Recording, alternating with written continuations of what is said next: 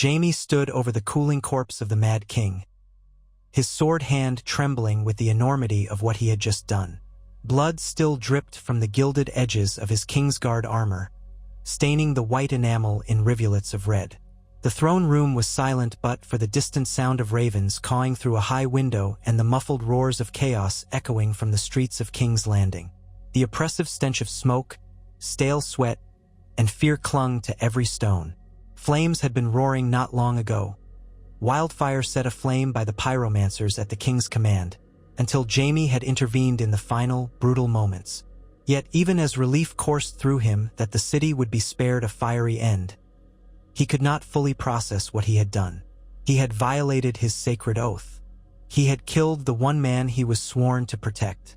And with that single thrust of his sword into the Mad King's back, he had also pierced through the fragile veneer of his own identity. He forced his breathing to slow, closed his eyes for a moment, and then pried his sword from the Mad King's body. Aerys II Targaryen's eyes stared sightlessly, his mouth still open in a final, unfinished scream. Jaime felt a nauseous pang, a swirl of regret, resolve, and grim necessity. He looked around, half expecting members of the Kingsguard to rush in, or perhaps the royal pyromancers to scream treason. But there was only silence. They had fled or fallen. He tasted metal in his mouth. Whether it was the taste of blood or fear, he could not tell. Outside, the city was teetering on the edge of complete collapse. The Lannister forces had already breached the gates, summoned by Grand Maester Pycelle at Lord Tywin's cunning insistence, and now raged through the city. Houses burned. Thousands of citizens huddled or ran in terror, and the bells tolled a ceaseless funeral dirge for what remained of King's Landing's illusions of safety. Jaime knew that the sack of King's Landing was well underway, yet here he stood alone with a dead king at his feet and his blade still wet with blood. At length he turned to gaze upon the Iron Throne. Even in the wavering torchlight, its razor-sharp edges glinted as though tasting the life they had taken for centuries. He had dreamed once, briefly, of glory, of being a member of the Kingsguard who would do something meaningful. But not this. Not the betrayal of vows he had sworn before gods and men. He heard boots echoing through the massive doors of the throne room. He spun, sword in hand, his blood pounding. It was his father, Tywin Lannister, dressed in the resplendent armor of House Lannister's commanding general. His step was slow and sure, and in his wake marched rows of Lannister guardsmen, each bearing torches and wearing that proud, lion-crested armor. Tywin's stern gaze fell upon the body of the Mad King, then flicked to Jaime. There was something unreadable in those cool green eyes, part assessment, part flicker of a paternal pride, though carefully veiled behind his usual controlling facade. They stood like that for a long moment, father and son, both near the corpse of a Targaryen king. Tywin had arrived at the exact moment to see Jaime's sword still sticky with fresh blood. Jaime did not speak, waiting for the condemnation or maybe approval that would come. His father's face was as unreadable as the Lannister gold that shone on his breastplate. "You did what was necessary," Tywin said at last, voice clipped and cold. "You may have saved the city, but perhaps you've lost your honor, if such a thing matters now." Jaime's jaw clenched. His father, in that single statement, summarized his entire life. A precarious balance between duty to House Lannister and the illusions of knightly virtue. Jaime's mind whirled with the notion that even now, his father was already scheming, already turning this horrifying moment into something that might benefit the family. He wanted to throw down his sword in disgust, to refuse the game that Tywin always played. But he could not. He was a Kingsguard knight in name only, and there was nowhere else for him to turn. Tywin stepped forward to stand at his son's side, eyes fixed on the Iron Throne. "Lord Robert and his rebels are at the gates," he said, his voice low and urgent. "They will come with demands of their own, but we were the ones who took King's Landing first. We are the ones in possession of the throne, such as it is. You, my son, have removed the last Targaryen from the seat of power." Jaime's throat felt tight. He knew that Rhaegar Targaryen had fallen on the trident against Robert Baratheon. Viserys, the young prince, had supposedly fled, Or was it rumor that the boy had gone overseas with Queen Riella? Jaime was uncertain, but he assumed that any Targaryen with half a mind to live would be far from the city by now. Even if some Targaryen claimants remained, they were children with no power to reassert themselves quickly. He looked up at Tywin. Robert will want the throne, will he not? His voice was low, uncertain. He was the spearhead of the rebellion, the man who... Tywin raised a gauntlet hand. The rebellion is not solely Robert's. The Vale, the North, the Riverlands, they all had their reasons for joining. But the Baratheon is the face of it, yes. He claims the throne by conquest and by distant Targaryen blood on his grandmother's side. However, we have a better claim here and now. We hold the city. We hold the throne. We also hold the resources that will shape the next stage of the realm's history. Do you think Robert commands enough men to tear down our walls from the outside if we are entrenched inside? After the long battles already fought, Jaime swallowed, glancing at the dead king on the floor once again. You think what? That you can put yourself on the throne? He tried to imagine Tywin's leonine face crowned by the weighty gold circlet of the kings of the Seven Kingdoms. It seemed plausible. Few men had the political acumen and cunning Tywin possessed. Tywin shook his head slowly. No, that would not be well received. I served as Hand of the King for decades. My wealth, my power, my name, none of that can keep the realm stable if I am seen as a pure usurper. But a shift in monarchy is inevitable. The Targaryen line is done, or nearly so. Robert could claim the throne, yes, but we can also claim it. Jaime's brow furrowed. We. You, Tywin corrected, leveling his gaze with an unwavering intensity. Who better? You are a knight of the Kingsguard, the one who rid the realm of a tyrant. In time, it will be accepted that you saved the city from wildfire, from utter destruction. People will speak of you as either a traitor or a savior. But if I have my way, the latter is what the histories shall record. House Lannister will be the new royal line, with you at its head. Shock radiated through Jaime's entire body. King. Jaime Lannister. Even the notion seemed absurd. But my vows, the Kingsguard vow, forbids me from holding lands or titles.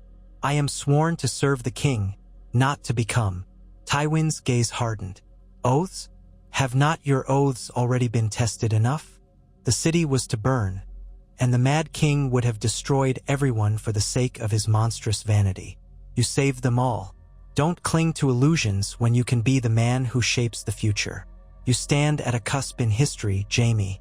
I would be a fool not to see it. Robert is a usurper with no true claim but force of arms.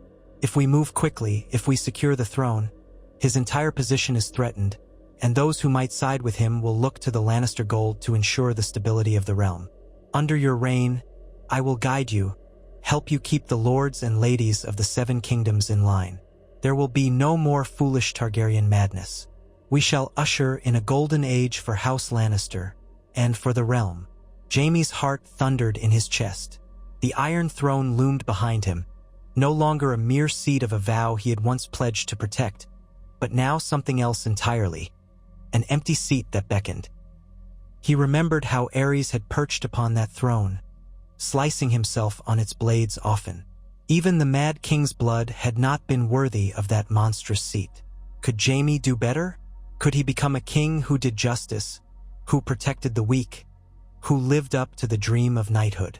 Or would he simply be another golden-haired figure pinned under the weight of Tywin's unrelenting ambition? He opened his mouth to protest, but the words would not come. The clang of steel echoed from somewhere in the corridors. The city was still in chaos. The Lannister soldiers were sacking and looting, the streets filled with terror. Yet here, in the hush of the throne room, Tywin Lannister spoke as if the world were an orderly puzzle of power, simply waiting for him to place each piece exactly where he wanted it. Before Jaime could fully form another thought, the great doors crashed open, and Cersei Lannister strode in. Her hair glimmered in the torchlight, and her expression was a mixture of fear, fury, and triumph. Behind her trailed a handful of ladies-in-waiting, no doubt gleaned from the city as it fell, and several Lannister guardsmen who parted around her like shadows. Her gaze swept the scene. Jaime, the dead king, Tywin's presence. And in an instant, her eyes flickered with understanding. A faint smile curved her lips, though it did not reach her eyes. She approached them with measured steps. "So it's done," she said softly, letting her gaze linger on the Mad King's corpse. She spat at the floor. "He always was repulsive. Are we now to greet Robert's forces when they arrive?" She glanced at Jaime, eyes gleaming with something he could not quite parse. "They will demand a new arrangement, no doubt." Tywin's voice was clipped. "We will have all in place before any rebel lord crosses the threshold. Your brother is going to be king." Cersei's lips parted. A flush rose to her cheeks, though whether from excitement, shock, or both, Jaime could not discern. "King," she repeated, turning the word over as though testing its taste. Jaime's jaw tightened. "Father suggests, believes, that with the Targaryen line ended, it would be prudent for House Lannister to claim the throne. As I killed Aerys, it was you or the entire city in flames," Cersei snapped. "And no one would blame you but fools." A slow grin crept onto her face now. "King Jaime, and me queen," she faltered for a moment, as though recalling that the Kingsguard vow included no marriage. But then her features resolved into her usual poise. "Well, that vow can be undone, I'm sure. What good are vows when they must bend to the truth of the realm?" Jaime felt a weight on his chest. He had never wanted the Iron Throne. He had never even asked for a position beyond being the best knight possible, forging his legend with skill and gallantry. Yet here, in the half-ruined throne room, with the smell of smoke and the blood of the last Targaryen king soaking into the stone, destiny lay before him like a jagged path. If he refused, Tywin would almost certainly place someone else or conspire a different plan. If he accepted, he would become a figure at the center of a new order. And always, there was Cersei, mesmerizing in her intensity, unstoppable in her ambition. Perhaps the pull of her desire was as strong as the father's commands. Jaime found a tremor running through his entire body. He forced it down, forced himself to stand straighter. "I will do as House Lannister requires," he said at last, quietly. It was the only thing he could say after all. For years, Jaime had lived in a delicate dance between his own desires and Tywin's imperatives. Now was no different, only the stakes were far greater. A flicker of satisfaction crossed Tywin's face. "We must move swiftly," he said. "I will see to the city, to ensuring that our forces halt the worst of the looting. Let the population see that House Lannister brings order, not just chaos. We will gather the nobles who remain in the city. Many fled, but some important families are still here, cowering in their keeps. We will make them swear fealty to you." Cersei brushed her fingers along Jaime's forearm. He could feel the warmth even through his armor. "You'll need a coronation," she said, her voice almost dreamy. "Tapestries, heralds, an announcement to the entire realm." Tywin's mouth curved downward. "Time for that later, once the dust settles. First, we must ensure that the rebels accept our new arrangement. If they do not, we may have to fight still, though I suspect they will not relish attacking a city well fortified and controlled by House Lannister's gold. The realm is exhausted from war. They will be too slow to act, especially with the Targaryen threat neutralized." Jaime nodded, though inside he felt something akin to dread. He had taken a vow to protect the king with his life. Then he broke it. Now he would ascend to that same seat, overshadowed by the echo of his own broken oath. Could he ever be worthy of the throne he had seized with a betrayal of all he once held sacred? Outside, dawn broke over the city, painting the rooftops with an eerie glow through the lingering smoke. The Lannister soldiers pressed forward to quell the worst of the destruction, bringing a cold semblance of order as Tywin had commanded. The once proud capital bore a new conqueror's mark as red as the Lannister lion. Word spread quickly that the Mad King was dead, slain by the very Kingsguard knight once sworn to protect him, and that a Lannister host now occupied the seat of power. The common folk, huddling in the warrens and side streets, had little love for the Targaryens after Aerys' madness. If the rumors of wildfire caches placed throughout the city had reached them, They might even be grateful to the man who slew the would-be destroyer of thousands. Or they might be terrified of a new regime that had allowed its soldiers to run riot in their streets. Somewhere beyond the city walls, the rebel hosts massed. Robert Baratheon, Eddard Stark, Hoster Tully, and Jon Arryn were still formidable, and news of the city's sack would reach them within hours. They would have to decide if they wished to press the attack or parley with the Lannisters for a place in whatever new order emerged. Tywin wasted no time sending a messenger to treat with them, carrying a proposition that would, he hoped, avert further bloodshed. The messenger rode out under a white flag to the rebel encampment, an offer of truce in hand, and a declaration that Jaime Lannister had ended the Targaryen tyranny, promising to rule the realm with just and steady hand. The entire future of the Seven Kingdoms hung on how that message would be received. Within the Red Keep, Jaime stripped off his blood-stained Kingsguard armor, letting it clatter heavily on the floor. He rubbed at his face with a damp cloth, trying to wash away the grime and the shock of that terrible night. He could still see Aerys' eyes, wide with madness as the sword pierced him from behind. He could still hear the voice whispering, "Burn them all." He closed his eyes, remembering every flicker of the wildfire's greenish glow dancing along the corridors. Somewhere in the darkness of his memory, he heard a younger Jaime's dream of being a knight in shining armor. That dream had shattered, leaving him with a gruesome reality.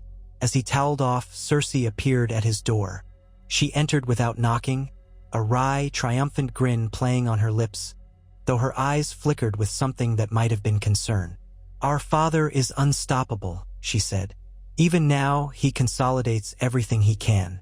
Did you know he has already demanded oaths from half a dozen minor lords who hadn't fled the city? They've bent the knee to you, or at least they've bent the knee to House Lannister." Jaime set the cloth aside. He studied her features, trying to read her true feelings. For so long, they had shared an unspoken bond, an intimacy hidden behind the facade that siblings were not meant to break. But now that bond faced a transformation of its own, would she be queen consort to her brother the king, locked in a secret so forbidden even to the old Targaryen line? Or would appearances demand a different match? The complexities of it weighed on his heart as heavily as a millstone. He forced a small, bitter smile.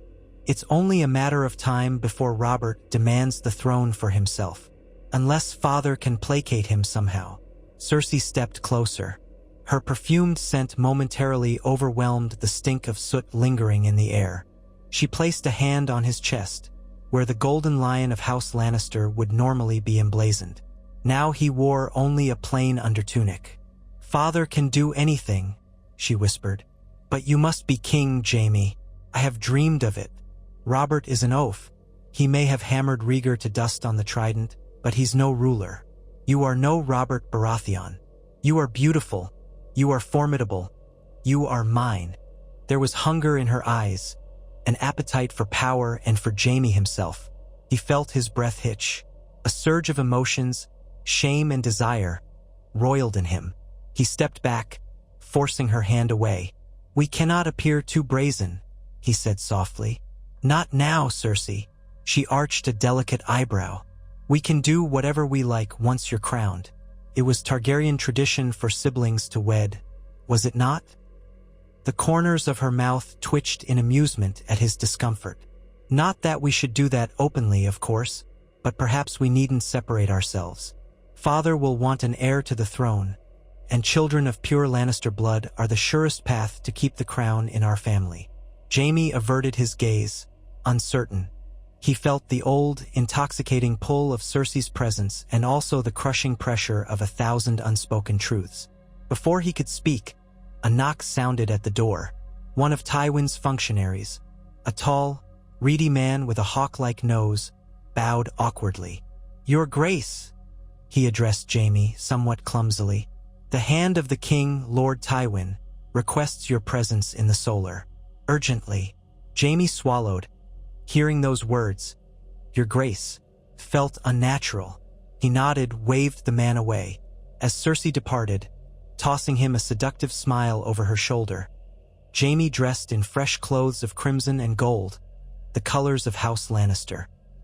He belted on a plain sword, His famed sword was still sticky with the Mad King's blood, and he could not bring himself to carry it again so soon.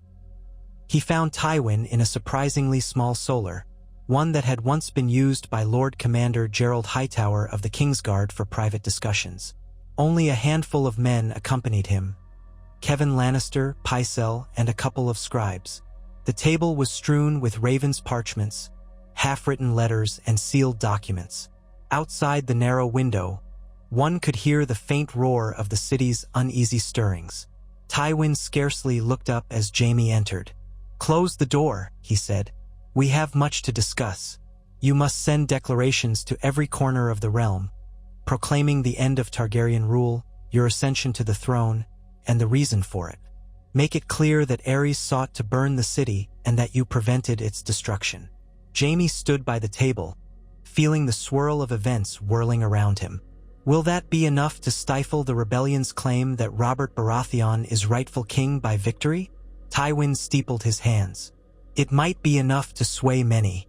Some lords might remain loyal to Robert, but can they afford a new war in the wake of the last? With Aerys gone, their main impetus, removing a mad tyrant, is achieved. We also can offer terms that place Robert's supporters in stable positions if they submit. We must appear magnanimous while so reminding them that House Lannister is rich and powerful enough to break them if they do not yield. We require alliances, though. Strategic marriages will be crucial. At the word marriages, Jaime flinched involuntarily. He pictured Cersei's earlier suggestion, the twisted notion of continuing Targaryen tradition in secret. But Tywin did not notice. He was already unrolling a parchment. "I have drafted offers of alliances. For instance, we could offer your younger brother Tyrion in marriage to some suitable lady from a rebellious house, though that might be less appealing given your brother's unique circumstances. Alternatively, we might consider forging alliances by wedding yourself to someone else." He paused for emphasis. "But I suspect you will not be keen on that notion." Jaime's heart pounded. I do not desire a wife, if that's what you mean." He realized how thin that excuse sounded, especially now that he was to be a king. A king was expected to produce heirs. Tywin's lips pressed in a thin line. "This is not about desire, Jaime. It is about the realm, about power, about continuing our hold on the throne. A monarchy without heirs invites chaos. We cannot revert to Targaryen madness or Baratheon pretensions. We must create a new line of succession that is indisputable. A legitimate union is the only path." His gaze was ice. "You will do your duty." Jaime felt the suffocating weight of Tywin's will settle upon him, but he bit back an argument he was too weary to make. Instead, he exhaled and said nothing. Duty. He had done his duty when he killed Aerys. He had done his duty when he had become a knight, then a Kingsguard. And now, duty demanded he wear the crown that the Targaryens had spilled so much blood to maintain. He could only nod. Within a fortnight, word spread across the Seven Kingdoms. Jaime Lannister sat the Iron Throne as Jaime I, having put an end to the cruel tyranny of Aerys Targaryen. The city's destruction had been averted, and though the Lannister forces had sacked parts of King's Landing, Tywin acted quickly to quell further unrest. Baratheon's rebels lingered outside, uncertain whether to press a fight for a city that might be ready to fiercely defend the new king. Tywin offered negotiations, forging the possibility of peace. He even hinted at betrothals that might tie the rebellious lords to the new regime. Spies reported that Robert chafed at the idea. He had begun this war to oust the Targaryens and, in his mind, to place himself on the throne. Yet many of his allies preferred to end the bloodshed, especially the prudent lords from the Vale and the Riverlands. They had lost so many men already, and without the Targaryens to rally against, the impetus for continued war was fading. All the while, Jaime tried to steel himself to appear regal. He held court in the Great Hall, listening to petitioners with an uneasy stoicism. Lannister guards replaced the Targaryen banners, and the smell of fresh paint and new banners mingled with the lingering stench of old death. The dais had been cleaned of blood, the floor scrubbed, though the memory of the Mad King's final breath lingered like a phantom. Jaime's seat atop the Iron Throne was a reminder that every king bled on its barbs eventually. Some literally, others in ways more subtle. At his side stood Cersei, luminous in red and gold, playing the part of a queen in everything but official name. Tywin would not allow a formal announcement of their relationship until the realm stabilized, but she attended all audiences as if she were already the highest lady of the court. Sometimes, Jaime felt a rush of warmth at seeing her strong presence. Other times, he felt a hollow pang, recalling the taboo that formed the foundation of their connection. On the third day of his public audiences, a company of rebels arrived at the city gates under a banner of parley. Among them was Eddard Stark, the quiet and honorable Lord of Winterfell, accompanied by men from the Riverlands, the Vale, and the Stormlands. Robert Baratheon was not with them. Rumor held that the Lord of Storm's End was in a black fury and refused to treat with a Lannister king. Instead, Ned Stark came as his representative, flanked by men who wore grim expressions and had the look of soldiers weary of war. They were brought before Jaime in the throne room.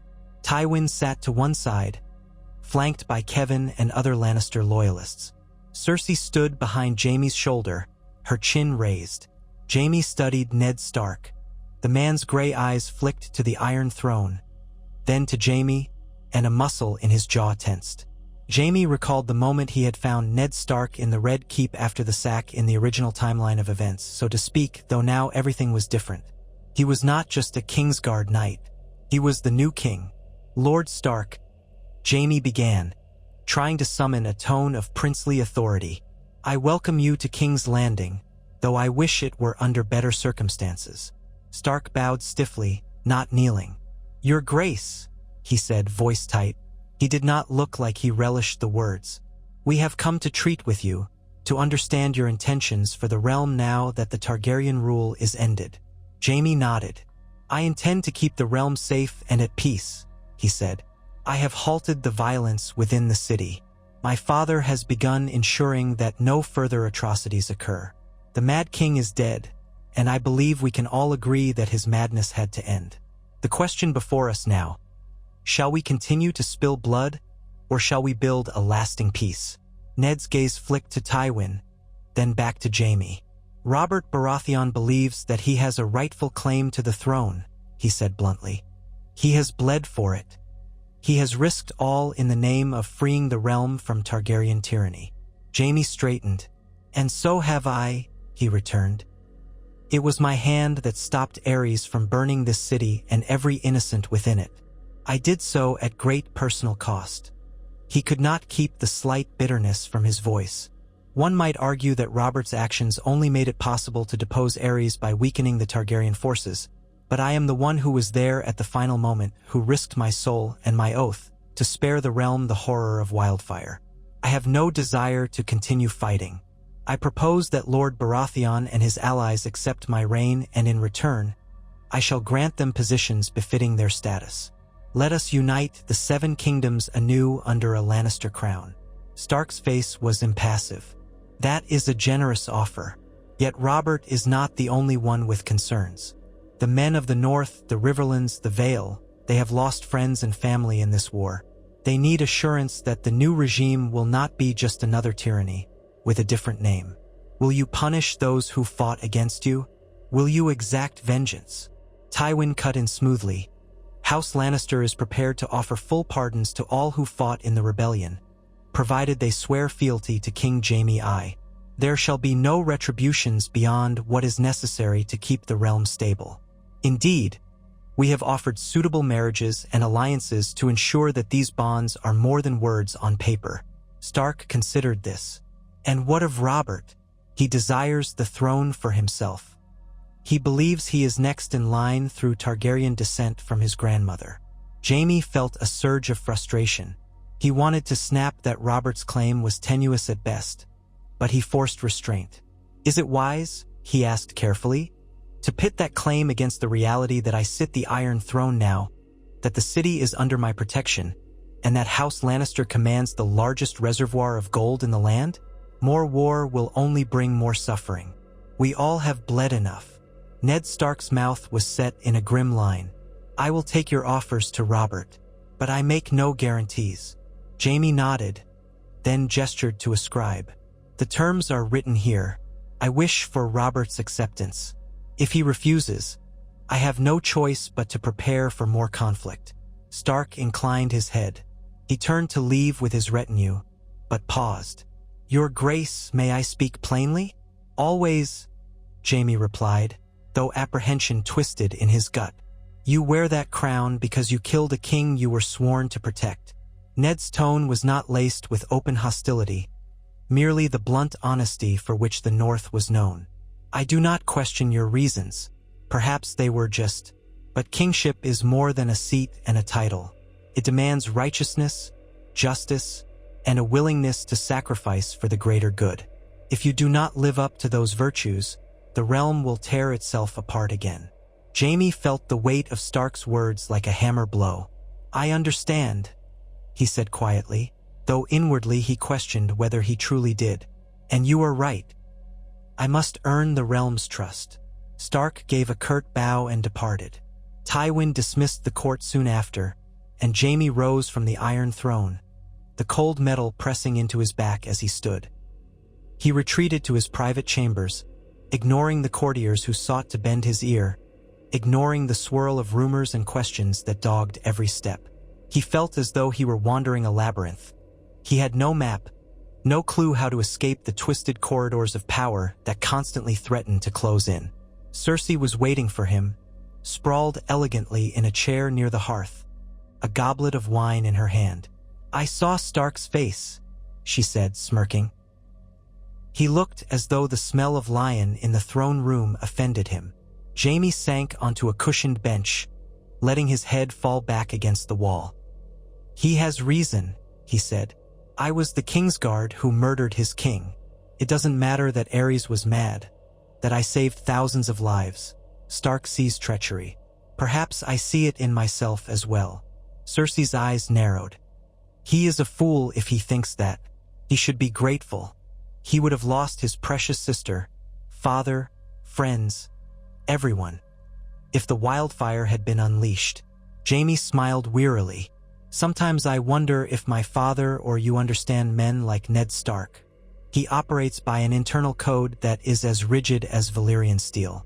He sees betrayal as a stain, no matter the reason. In a way, that's admirable." Cersei made a noise of derision. "Let him cling to honor.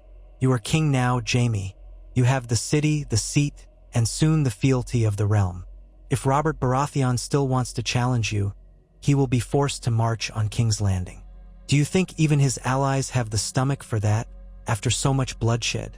Jaime shook his head slowly. "I don't know, but father is confident they will bow." He paused, glancing at Cersei.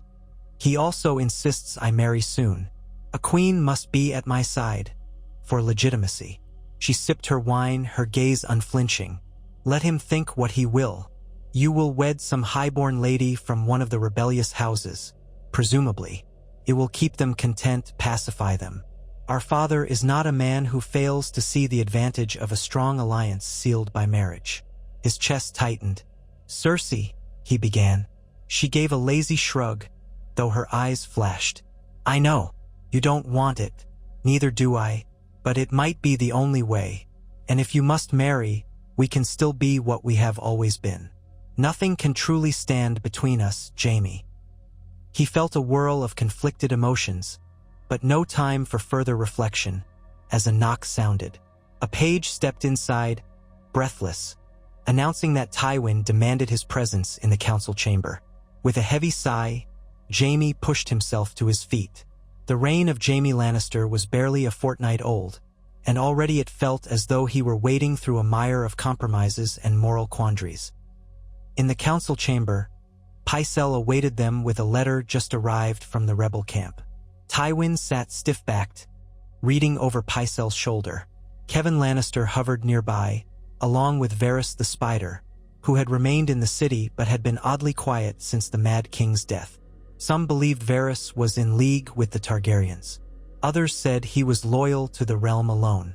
Either way, he was still plying his trade, weaving in and out of the new king's councils. Jaime entered, and Tywin waved him over. Pycelle cleared his throat and read the letter. From the camp of Lord Robert Baratheon, the rightful heir to the Iron Throne by virtue of Targaryen blood and conquest. He rejects your claim as an unlawful usurpation and demands that you step down, or he shall take the throne by force. He offers your life spared in exchange for unconditional surrender, and the Lannister host will be allowed to depart King's Landing intact, so long as you relinquish any claim to the crown. Tywin's expression was stone. Robert remains defiant. He has no sense of the political realities. If he attacks the city, do you think House Stark, House Tully, and House Arryn will stand with him? We shall see. He turned to Jaime. We must respond swiftly and show strength. We will not yield the throne. Let him come if he dares. In the meantime, we cultivate the other great lords. Hoster Tully has 2 daughters, Catelyn, recently betrothed to Brandon Stark, who died, and Lisa, unwed. But we can explore other marriages if that might help sever Tully from the Baratheon cause. Lord Arryn is already old. He has no heirs except that new ward, young Robert Arryn, or perhaps nephew Aerys. And the north is large but spent from war. We have gold, we have the city, we have the seat of power. Robert is a fool if he thinks they will all follow him into a protracted siege. Jaime noticed Varys's expression, something akin to quiet amusement. Of course, my lords, if I may speak, Varys said, stepping forward lightly in his soft slippers. The realm has been traumatized by war and the cruelty of the Mad King. The small folk will not long abide more devastation. If King Jaime is seen as continuing the bloodshed, they may lose faith in him. We must appear as peacebringers, not warmongers. Perhaps we should attempt a direct meeting with Lord Baratheon or his principal allies to show we are not the tyrants they claim. Tywin's mouth pressed into a thin line, but Jaime felt a stirring of agreement. A direct meeting? He echoed. Face to face with Robert? Pycelle sputtered. That man is known for his temper. Who would guarantee your safety? Jaime considered the risk. If it could end the war before more lives are lost, it might be worth it. Tywin shook his head. Foolish. Robert is not one for subtlety. He might take your head even under a peace banner. He hates us near as much as he hated the Targaryens. No, let him fume. We stand behind walls. Varys bowed. As you will, my lord. Merely a suggestion. Jaime clenched his jaw. If we keep refusing to talk, he will have no incentive to stand down. The realm bleeds. Tywin's eyes flicked up, cold. The realm is always bleeding, Jaime. That is the truth of power. But sometimes a short, decisive conflict is better than 1,000 wasted parley sessions. If Robert truly believes he can take the city by force, let him throw his men against our walls. I doubt his allies will remain at his side once they see the folly. A few nights without progress, the rumor of more wildfire caches perhaps, and they will either break or come to terms. Jaime swallowed his protest. He did not want more war, more destruction. He thought of the city's frightened populace, of the soldiers who had already endured so much. But Tywin's logic was unrelenting, and Jaime did not see a clear solution. He nodded curtly, feeling a hollow weariness in his bones. Days became weeks. The rebel forces lingered outside King's Landing, not committing to a full assault. They were hoping to starve the city or force an internal collapse, perhaps. But King's Landing, while chaotic, was not entirely out of supplies, and with Tywin's gold, shipments trickled in from loyal or opportunistic merchants who smelled profit. Meanwhile, ravens flew across the realm. Some lords declared for King Jaime, especially those who had chafed under Targaryen rule or who feared Robert's mercurial nature. Others remained uncertain. Amid the stalemate, Jaime found himself presiding over a fledgling court. He sat the Iron Throne, hearing grievances, disputes, and entreaties for favor. Foreign emissaries began to arrive, smelling a shift in power, especially from the free cities. Tywin orchestrated a lavish reception for them, ensuring that House Lannister appeared wealthy and secure. The city's people, though frightened, gradually returned to their routines. Shops reopened, though under watchful Lannister guards. The gold cloaks, once loyal to the Targaryens, were reformed under new captains. Jaime personally attended a ceremony in which they burned their old black and red cloaks and donned new ones of crimson, signifying their loyalty to the new king. The act was symbolic, a sign that King's Landing had changed hands fully. Yet for Jaime, nights brought little rest. He haunted the halls of the Red Keep, glimpsing shadows that reminded him of the Mad King's mania. He often walked to the throne room late, drawn by the monstrous seat that was now his burden. Sometimes he would stand there, alone in the flicker of torches, listening to the echo of every step on the cold floor, remembering the day he first took his oath as a Kingsguard, young and proud, never suspecting what fate had in store. One such night, he sensed movement behind him as he stood near the throne. He turned to see Varys lurking in the shadows, his hands folded before him. "Your Grace," the spymaster said softly, "I did not mean to startle you." Jaime let out a breath. "You move like a cat." Varys smiled, though his eyes remained watchful. "I have had many years of practice creeping through palaces." He paused, then glanced at the Iron Throne. "It can be quite a sight at night, can it not?" Jaime stared at the twisted metal, those swords rumored to have been taken from enemies of Aegon the Conqueror. "It's a throne of blood," he said quietly. "Every king has spilled some to sit upon it, in one way or another." Varys inclined his head. "You speak truly, Your Grace." He took a tentative step forward. "I wonder if you will be the one to break the cycle of blood, if you can steer us to peace now that you have it. I know your father's approach is more robust." Jaime gave a bitter smile. "You speak boldly." "I speak for the good of the realm," Varys replied, almost purring. "And I sense that you may care for that as well in your own way.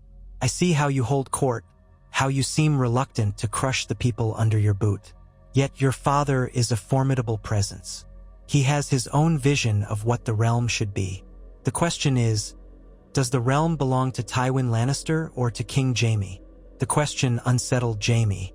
He hesitated, uncertain how to respond. "Tywin is my hand. He has served as hand of the king before, and he is wise in the ways of statecraft. I would be foolish not to heed his counsel." "Indeed," Varys murmured. "But men have died from heeding wise counsel that was not truly wise for them. Forgive me, I speak too much." He bowed elaborately. "I only hope that, in time, your own wisdom will guide you, Your Grace. The realm is watching, waiting to see if you will be something new or just another man who sits a spiked chair while the Seven Kingdoms languish in perpetual conflict."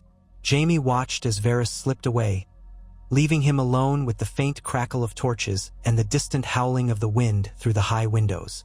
The words stung because they rang with a certain truth. Jaime had never yearned for a throne. He had yearned for glory, for respect, for skill with the blade, and perhaps for Cersei's approval. Now he had a crown, but at times he felt more like a prisoner than a king. He resolved in that moment to find a path that did not lead to endless slaughter. Yet how could he stand against Tywin's cunning or the raw might of Robert's rebellion? The next morning, word arrived that Robert's forces had largely dispersed, with only a fraction remaining at the siege lines. The rumor was that many lords from the north and the Riverlands had departed to attend pressing matters in their own lands. The Vale men, too, had left for home. This left Robert with fewer men than before, though he continued to swear that he would take King's Landing or die trying. Tywin smirked at the news. "He's lost the momentum," Tywin declared. "We've won without shedding more blood. The realm will slowly accept you, Jaime." Jaime heard the news with a mixture of relief and regret, knowing that Robert's pride would never allow him to submit quietly. Indeed, rumors trickled in that Robert had retreated to Storm's End, swearing to raise a new host in time. But for now, the pressing threat had abated. With fewer rebels arrayed outside the walls, King's Landing breathed easier, and Tywin began the tasks of reorganizing the city. The Red Keep staff was replaced with Lannister-friendly officials. Tax collection was restructured, always favoring House Lannister's coffers. On Tywin's orders, certain high lords who had lingered with Targaryen loyalty were stripped of titles or forced into humiliating negotiations. Amid these changes, Jaime found a curious sense of routine creeping into his days. He rose each morning, sat in council with Tywin, Kevin, Pycelle, and Varys, listening to matters of the realm. He would then receive ambassadors, sign documents, and sometimes even practice swordplay in the yard to keep his skills honed. Cersei would appear at intervals, whispering suggestions or beckoning him to private moments, but they had to keep their closeness more discreet than either of them liked, at least until Tywin arranged a suitable marriage alliance for Jaime. For the time being, father and daughter were locked in negotiations with potential brides from prominent houses, but no final arrangement had been reached. Cersei's presence at Jaime's side caused rumors, but no one dared challenge the new king so openly. Word spread that Viserys Targaryen and his mother had fled across the Narrow Sea, presumably to Dragonstone first and then possibly to Essos. Jaime was not sure if they posed any threat, but Tywin insisted on dispatching a fleet to blockade Dragonstone, just to ensure no Targaryen loyalists could rally. The Targaryen hold on Westeros was broken.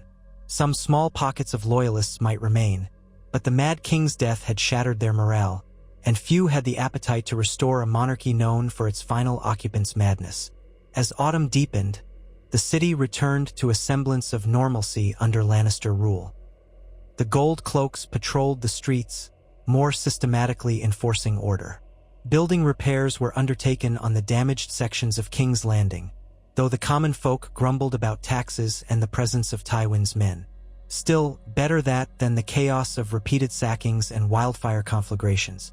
Jaime took small comfort in seeing that the city was no longer engulfed in fear every day. One afternoon, as Jaime finished a tedious session of hearing disputes among merchants and lesser knights, he stepped down from the Iron Throne with a weary sigh. He made his way to the royal gardens for a brief respite. The gardens were less grand than those at the Red Keep in years past, since many had been neglected or scorched by the chaos. Still, a few twisted trees and late-blooming flowers provided a hint of beauty amidst the gloom. Jaime found a bench near a slender fountain and sat, letting the trickling water soothe his spirit. He startled at a voice beside him.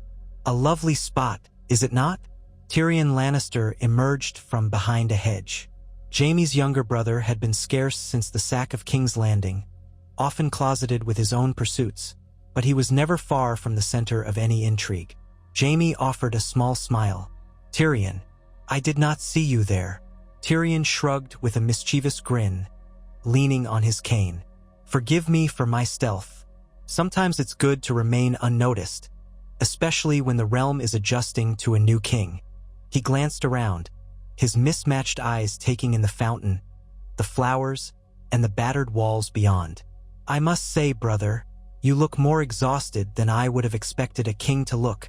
Is it not everything you dreamed?" Jaime's shoulders tensed. "I never dreamed of this, and yes, it's exhausting. Every moment is a negotiation between what's best for the realm, what's best for House Lannister, and what father demands." He rubbed his forehead. "I hardly know who I am anymore." Tyrion's expression held a trace of sympathy. "You are Jaime Lannister, the Kingslayer to some, the hero to others. You are king of the 7 kingdoms by force of circumstances. And if I may say so, you are a better man than most would give you credit for. That might be exactly what the realm needs." Jaime snorted softly. "You are kind, Tyrion, but we both know father truly runs things behind the scenes." "Well," Tyrion said carefully, "our father has a knack for power, but you are not entirely powerless. You hold the throne, and with it, you can choose to use that power for something more than father's endless thirst for dominion. If you choose to defy him on something important, the realm may stand behind you, especially if that something is just." Jaime raised an eyebrow. "Defy him? Have you tried?" Tyrion let out a dry chuckle. "More times than I care to recount, brother. But you are not me. You have that golden aura father always prized so highly. Use it. Make him see that you are a king, not a puppet.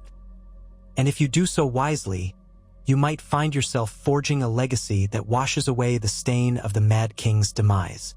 Jaime stared at the ripples in the fountain.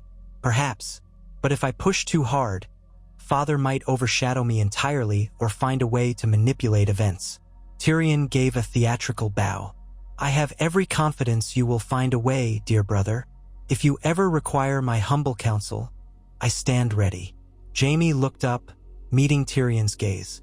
Despite their differences, there was genuine affection there, and Jaime felt a pang of regret that he had never truly embraced Tyrion as he might have. But time was still unfolding, and perhaps in this new world, they might find a better relationship. He nodded. "Thank you, Tyrion.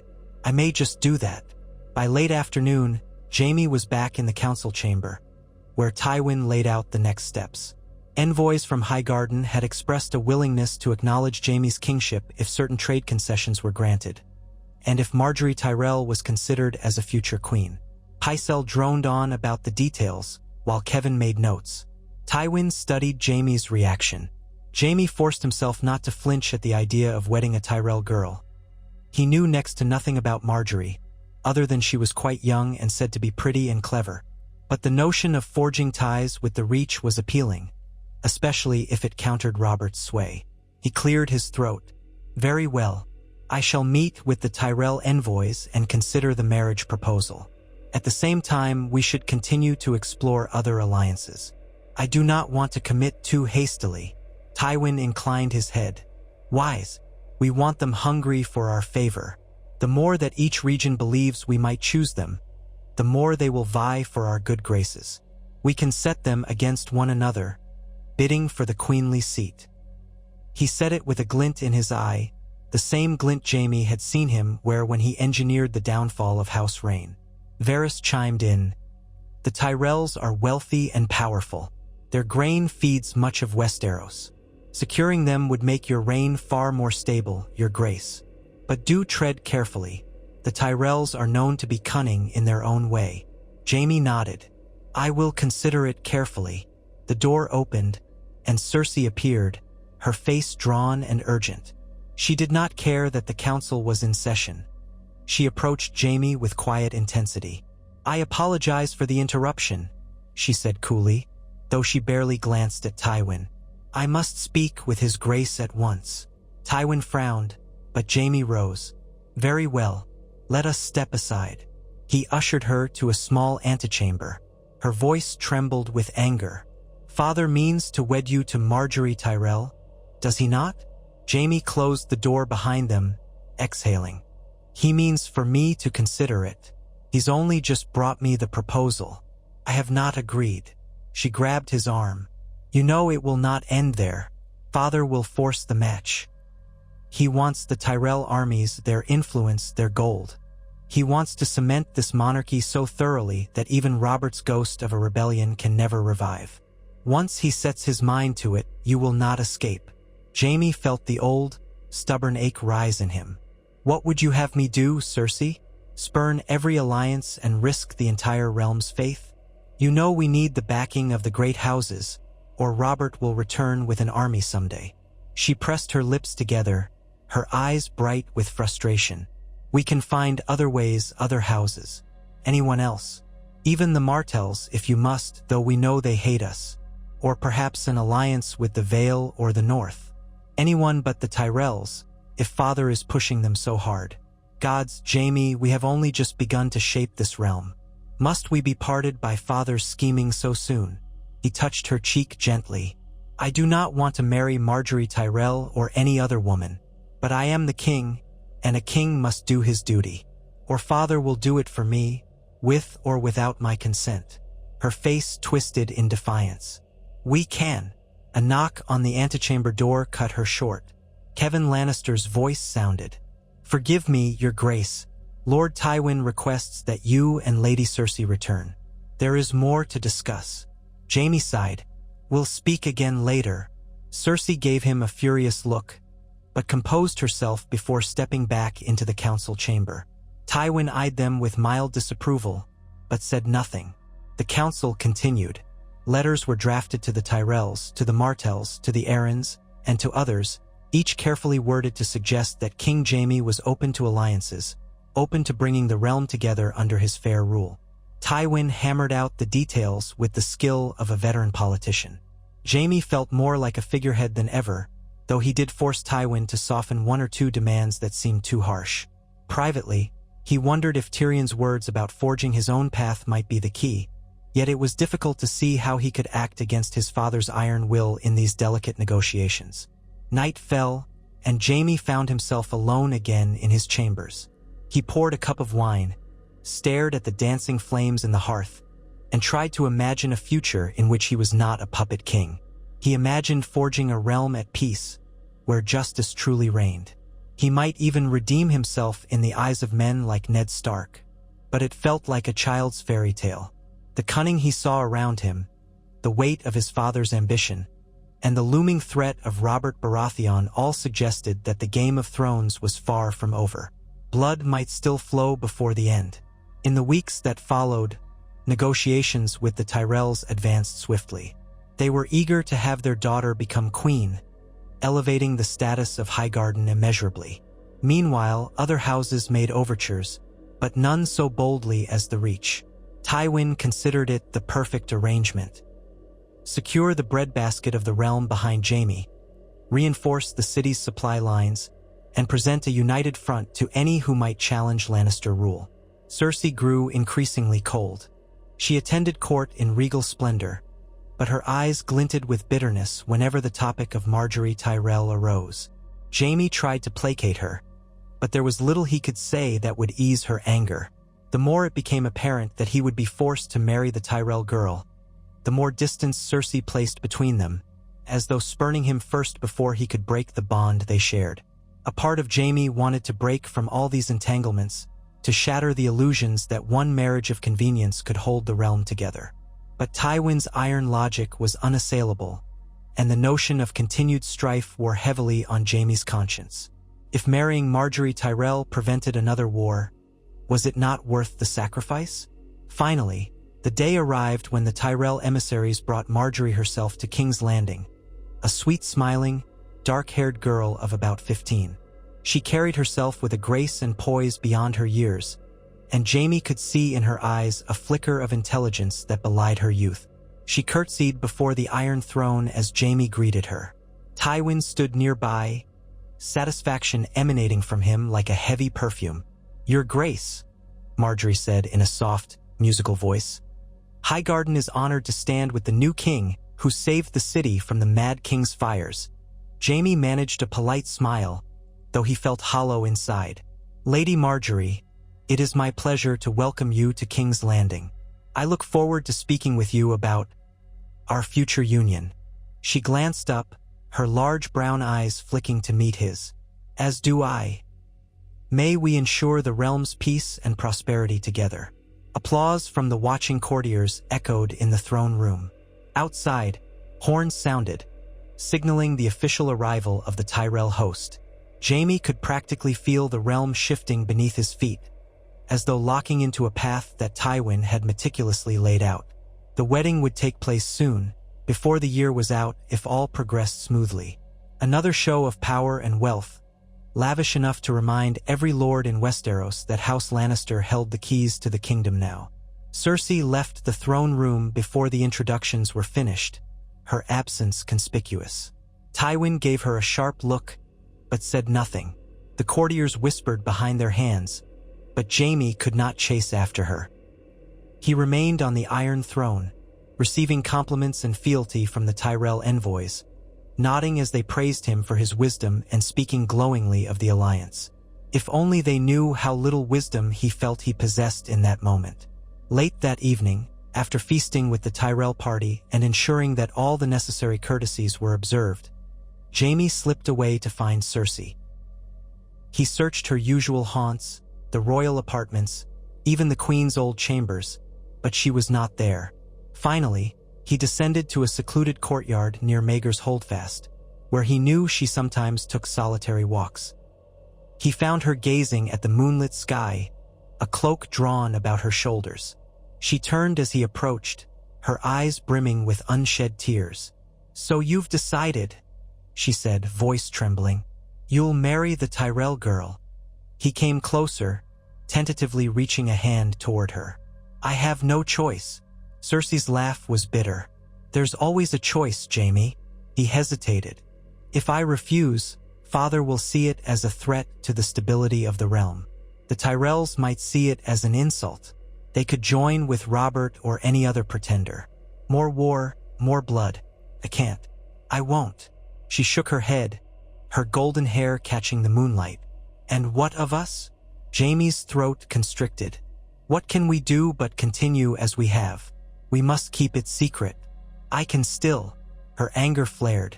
I do not wish to be your whore or your dirty secret, hidden away while you smile at that little Tyrell girl.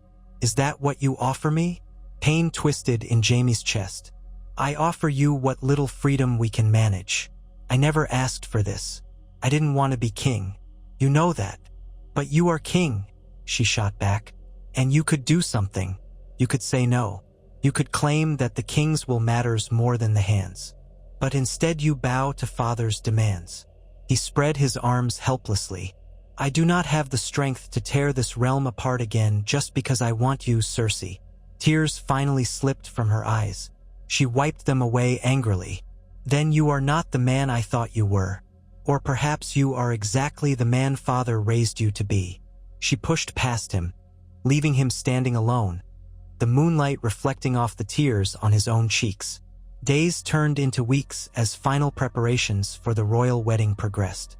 Margaery Tyrell was installed in spacious rooms within the Red Keep, where she surrounded herself with ladies of her house and advisors from Highgarden. She often appeared in the garden or joined Jaime in public settings, her demeanor perfectly courteous.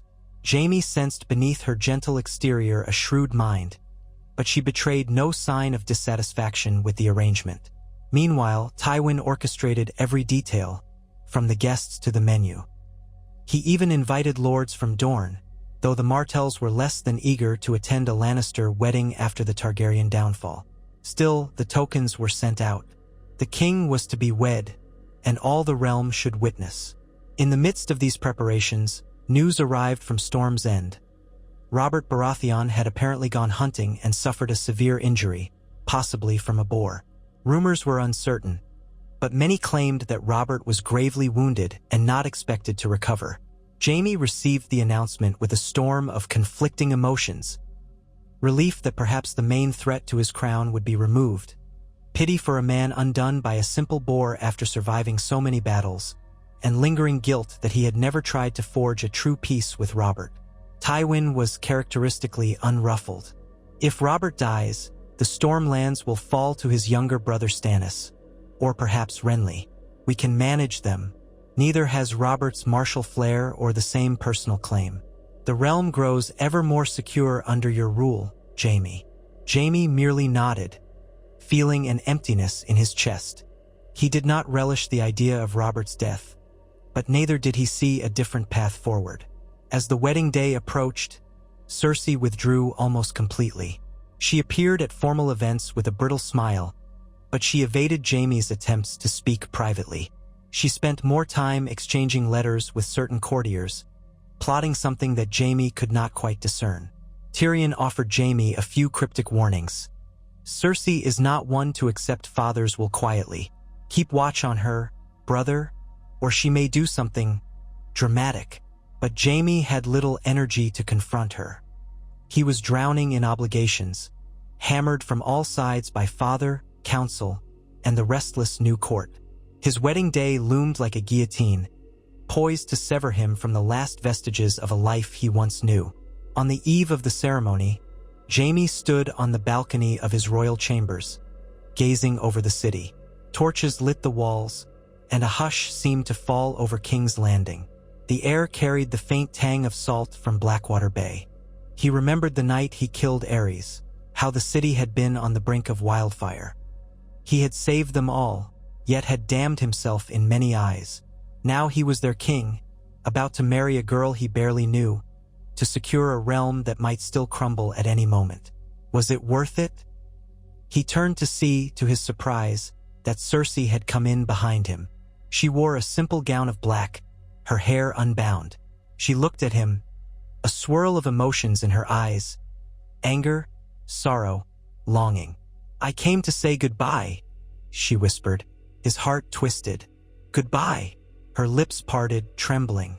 "Tomorrow you wed Margaery Tyrell. That wedding night is your duty. and father will expect an heir soon. We cannot continue as we were, at least not openly. Perhaps not at all." He moved closer, reaching for her. "But we—" She placed a finger to his lips. "Let me speak. I have cursed you, hated you, but also, I love you. Part of me always will. Yet I see now that we can never be free of these shackles. Father's ambition, your crown, the realm's demands. They bind us more tightly than any vow." Jaime's throat tightened painfully. "Cersei." She closed her eyes, tears slipping free. "I must go away from here for a time. I cannot watch you become husband to another. I cannot endure father's gloating any longer.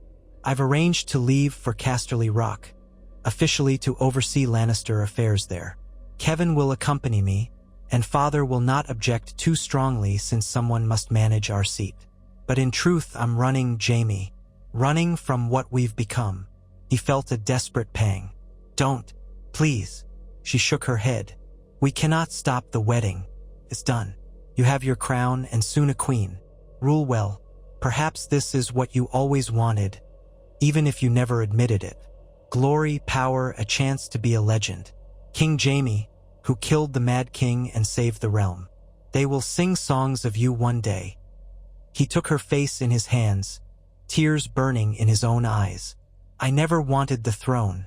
You were all I wanted." She let out a shaky breath. "Be that as it may, we are here now. Tomorrow you say vows to Margaery Tyrell and confirm yourself as a true king. That leaves no place for me but in the shadows, or far from here. And I refuse to be a shadow." She leaned in, kissed him fiercely. A kiss of longing, regret, finality. "Goodbye, Jaime." Before he could respond, she pulled away, eyes brimming. She turned and left the chamber, her footsteps echoing.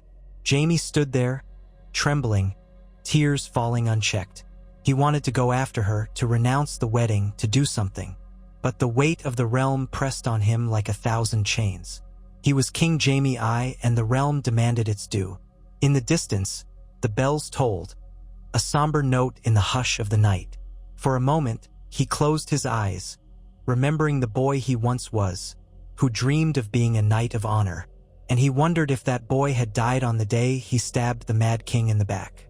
The wedding day dawned bright and clear, the sky an azure canvas over King's Landing. The Red Keep bustled with frenetic energy as nobles arrived in their finery, banners fluttering in the crisp wind. Margaery Tyrell was prepared in a lavish gown of gold-trimmed green, while Jaime wore the regal robes of Lannister crimson, a golden crown waiting to be placed upon his head after the ceremony. Pycelle fussed over the rituals, Tywin oversaw the seating arrangements, and the High Septon from the Great September of Baelor led the proceedings. In the Great Hall, the lords and ladies gathered. Despite the extravagance, Jaime felt strangely numb. He walked to the altar, the air filled with the scent of incense and flowers, the sound of harpists playing a soft melody. Margaery approached him, escorted by her brother Loras Tyrell, a famed knight of the Reach. She looked serene, not an ounce of anxiety on her face. If she felt any reluctance, she hid it well. They said their vows before the gathered crowd, repeating the sacred words that bound them as king and queen. Jaime forced his voice to remain steady, though his heart hammered. When the Septon pronounced them husband and wife, the hall erupted in cheers, a great roar of approval. Confetti of flower petals rained down, and horns blared. Margaery smiled up at Jaime, and he offered a polite smile in return, his mind drifting to Cersei leaving the city. The cheers sounded hollow in his ears. A grand feast followed, with tables laden with roast swan, suckling pig, spiced wine, and every delicacy imaginable. The Tyrells proved gracious hosts, mingling easily with the Lannister faction, forging new friendships. Dignitaries from across Westeros toasted King Jaime and Queen Margaery. The tapestry of alliances Tywin had woven now shimmered in full color, with oaths and flattery filling the air. Jaime moved through the motions, receiving well wishes, promising to visit Highgarden, discussing trade routes with Tarly bannermen. Tyrion congratulated him with a wry half-smile. Kevin spoke quietly of Cersei's departure, expressing regret. None mentioned Robert Baratheon, rumored to be on his deathbed far to the south. As the evening deepened, it came time for the bedding ceremony, a tradition Jaime despised, but Tywin insisted upon it for the sake of appearances. The drunken guests roared with bawdy laughter as they carried Jaime and Margaery to the wedding chambers. Jaime forced himself to keep a stoic face, ignoring the flush of embarrassment on Margaery's cheeks, ignoring his own heart twisting at the thought of lying with a woman who was not Cersei. Still, he reminded himself of his duty. This was the path he had chosen, or at least accepted. When the doors closed and the ribald crowd dispersed, Jaime stood alone with Margaery in the warm glow of a dozen candles. She looked at him uncertainly, but with a determined poise. "Your Grace," she began softly. "I." He held up a hand, speaking gently. "Margaery, we are husband and wife now. Please, call me Jaime." She offered a small, tense smile. "Jaime, I hope we can be friends, if nothing else. We are bound to rule together, after all." Jaime nodded, mustering kindness. "Yes, friends." He paused. "I know this is not easy for you, or for me. We hardly know each other, but we can try to make the best of it. We both want peace for the realm. Let us start there." She exhaled, visibly relieved. "Thank you. I have heard rumors. Some call you Oathbreaker, others call you Savior. I suspect the truth is more complicated." Jaime gave a hollow laugh. "Yes, complicated indeed." She stepped closer, tentatively resting a hand on his arm. "Then let us write a new chapter together, my king." He looked into her soft brown eyes. She was young, bright, and seemingly sincere. A wave of guilt washed over him for not being able to give her the devotion a husband should. But if the gods were kind, perhaps they could at least find a mutual respect and keep the realm from tearing itself apart again. He reached up to cup her cheek gently. "A new chapter. Let us try." Outside, the feast continued late into the night, with dancing and laughter echoing through the halls. Inside that bedchamber, Jaime Lannister, once a proud knight of the Kingsguard, now king of the Seven Kingdoms, lay with his new queen, forging a bond that might shape Westeros for generations. But in his heart, he carried a secret sorrow, Cersei's absence and the knowledge that the throne he had gained was built on the broken remains of oaths and dreams. High above, the wind rustled through the red keep spires, and the moonlight fell upon the Iron Throne, where so many had bled for power. Jaime wondered, as he drifted into a restless sleep beside Margaery, whether he had saved the realm or merely cast it into another form of bondage. Only time would reveal whether Jaime I would be remembered as a just ruler or as another golden tyrant. And in the hush of that wedding night, the realm slumbered, unaware of how the smallest choices could shape its future in the days, months, and years to come.